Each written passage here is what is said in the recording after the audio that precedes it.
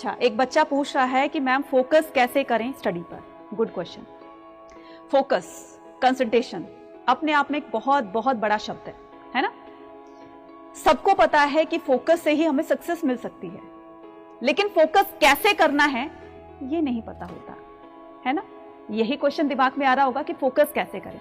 तो आज मैं आपको एक छोटे से एग्जांपल के थ्रू बताती हूं कि आपको फोकस कैसे करना है किसी भी काम पर, चाहे वो स्टडी है या फिर और कोई काम है, कि आपको फोकस कैसे करना है। एक एग्जांपल देती हूं, जैसे मान लो अगर मैं स्टूडेंट का एग्जांपल दूं। स्टूडेंट क्लास में बैठे हुए हैं, है ना, और टीचर चैप्टर को एक्सप्लेन कर रही है, लेक्चर दे रही है।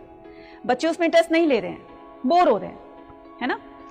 तो अब वो बोरियत क्यों फील हुई, क्यों महसूस हुई बच्चों को?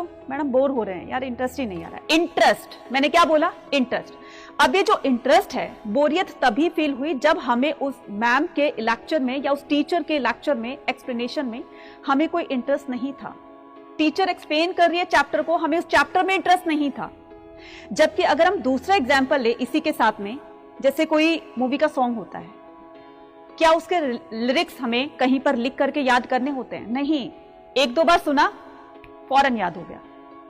किसी मूवी के डायलॉग्स हो गए, है ना, एक दो बार देखा, मूवी सुनी, याद। और एक दो बार भी नहीं, हम फर्स्ट टाइम ही देखते हैं तो यार उस मूवी में ये वाला डायलॉग था, उसने ये बोला था।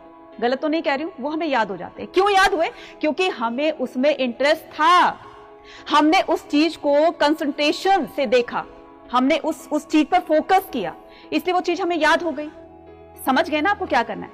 तो सबसे पहले किसी भी काम में, चाहे वो आप पढ़ रहे हैं, चाहे वो आप कोई भी काम कर रहे हैं, तो उस काम में या उस पढ़ाई में, उस स्टडी में पहले इंटरेस्ट बनाना सीखो। और जिस दिन आपको ये इंटरेस्ट आ गया ना, डेफिनेटली आपको फोकस करने से कोई नहीं रोक सकता।